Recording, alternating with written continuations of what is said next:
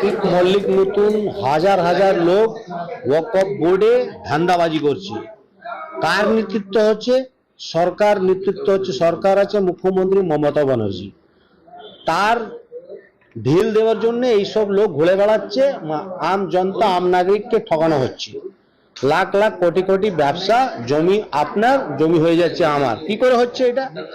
Government দেখছে না নাকি? মমতা ব্যানার্জি দেখছে না? প্রশাসন দেখছে না? সব দেখছে, সব মিলা আছে, সব ধান্দাবাজি চলছে, সব ব্যবসা চলছে।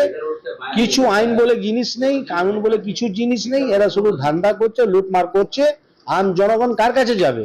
ওই জন্য আপনার মিডিয়া মাধ্যমে এটাই বলতে চাই, মুখ্যমন্ত্রী মমতা ব্যানার্জি সাদা শাড়ি হাওয়াই চটি পরে শুধু ঘুরছে হাত জুড়ে, কিন্তু ও তো অন্যায় আম জনতা আম নাগরিক কাছে হচ্ছে, কেউ কিছু দেখছে না। কেন কি? ওদেরই লোক তো করছে। তাহলে মুখ্যমন্ত্রী ওদেরকে ধরলে মুখ্যমন্ত্রী নেতার ফার্স্ট হয়ে যাবে, কাউন্সিলর ফার্স্ট হয়ে যাবে, এমএলএ এমপি সব জুড়ত আছে, সব তো সিন্ডিকেট চলছে এই মাধ্যমে। তাহলে এই প্রপার্টি যে আছে ওয়াকফ প্রপার্টি, এটা তো আমাদের প্রপার্টি, মুসলমানদের প্রপার্টি। এটা তো আমাদের বাপ দাদা ওয়াকফ দিয়েছিলেন, ওয়াকফ করেছিলেন। কার জন্য করেছিলেন? সরকার জন্য নেই, সরকার প্রপার্টি নেই। এটা তো আমাদের প্রপার্টি। আম গরিব অসহায় বেওয়া মিসকিন ইয়তিম এদের জন্য করেছিলেন। আজকে ওইসব প্রপার্টিকে নিয়ে খেলামেলা করছে। সব মিলা ভাগাত আছে, প্রশাসন বলুন, সরকার বলুন, নেতা বলুন, মন্ত্রী বলুন, অফিসার বলুন, সব মিলান আছে। মুখ্যমন্ত্রী মমতা ব্যানার্জি বলেছিলেন, আমার সরকার আসলে সিপিএম এর আমলে সরকার ছিল, সেই সময় বলেছিলেন যে আমার সরকার আসবে তো সিবিআই জাজ করবো। 34 বছর সিপিএম ওয়াকফ সম্পত্তিকে লুটে পুটে খেয়েছে। তাহলে মুখ্যমন্ত্রী আসলো, তারপরে কি হলো? কিছু হলো না। তৃণমূল সরকার আসার পরে কি এই অবস্থা বেশি? আসার পর তৃণমূল সরকারে কাউন্সিলররাই প্রমোটার করছে, আর ওর আন্ডারেই সব ওয়াকফ সম্পত্তি লুট হচ্ছে। এটাই আমরা জানি, আর সবাই জানে, আম জনগণ জানে। কালকে আমার কাছে ফোন আসলো, আপনাকে বলে দিচ্ছি, আপনার কালকে আমাকে রাত্রে ফোন আসলো 12টার সময়, ব্যানারটা দেখলো।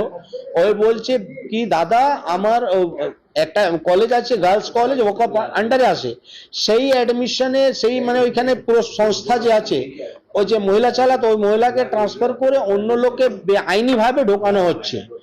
তারাও আমাকে কমপ্লেন করছে। আজকে বলছি আপনার দমদম কন্টেনমেন্ট জায়গা যে আছে 3.5 বিঘা ওয়াকফ সম্পত্তি, ওই জায়গায় 3.5 বিঘার মধ্যে 1 বিঘা অ্যাপার্টমেন্ট হচ্ছে, বিল্ডিং হচ্ছে। কারা করছে? টিএমসি নেতা, প্রমোটার, সব প্রশাসন মিলে সব ধান্দাবাজি করছে, এইসব লুটপাট চলছে। ওইসব তো অরিজিনাল পেপার আমাদের কাছে আছে, চলে এসছে, সব জবাব দিব লাইন টু লাইন। এখন স্টার্ট হলো, আগামী দেখবেন আমরা ওয়াকফ সম্পত্তি যে লুটমার হচ্ছে, অফিসার বিরুদ্ধে, সরকার বিরুদ্ধে, প্রশাসন বিরুদ্ধে, যারা কাজ করছে না, আম জনগণকে শুধু ঘোরাচ্ছে, লাইন লাগিয়ে দিচ্ছে। যত মতো অল্লি আছে বেশিরভাগ লাইন লাগিয়ে থাকে। আর প্রমোটাররা হাওয়াই থেকে যায়, টাকা পয়সা ঢেলে এনওসি করে বিল্ডিং, কোটি কোটি দিয়ে বিল্ডিং কামাচ্ছে। সরকার, এমএলএ, কাউন্সিলর সব কামাচ্ছে। তাহলে আম জনগণের কি দোষ? আম জনগণের দোষ আছে যে লাইন লাগাও, আরবার কালকে আসো, অফিসার নেই, এইসব বলে ঘোরা বেড়াচ্ছে। আম জনগণ জন্য সরকার নেই, সরকার হয়ে গেছে পুঁজিপতি প্রমোটার জন্য। এই সরকার চলছে, সিন্ডিকেট সরকার, এখন মাফিয়া সরকার চলছে। আম জনগণ তো শুধু ভোট চায়, শুধু হিন্দু মুসলমান করো, মন্দির মসজিদ করো, শুধু বিজেপির ভয় দেখিয়ে ভোট দাও মুসলমানদের, এটাই তো কাজ। আম জনগণের জন্য কি? যদি এই সরকার, যদি প্রশাসনের না টাইট করে, এই সরকার যদি ওয়াকফ যে যারা বসে রয়েছে, চেয়ারম্যান থেকে সিও থেকে যারা বসে রয়েছে, যদি ঠিক না করে, আগামী সময়ে পুরো জনগণকে নিয়ে ওয়াকফকে ঘেরাও করব, আর ওয়াকফকে জবাব দিতে হবে। যদি না হয় তাহলে আমরা এই আন্দোলন তীব্র চালিয়ে যাব। মুখ্যমন্ত্রী মমতা ব্যানার্জিকে জবাব দিতে হবে, আর আগামী যে ভোট আসছে, এই ভোটের মাধ্যমে আমরা জবাব দেব। মুখ্যমন্ত্রী মমতা ব্যানার্জিকে জবাব দিতেই হবে।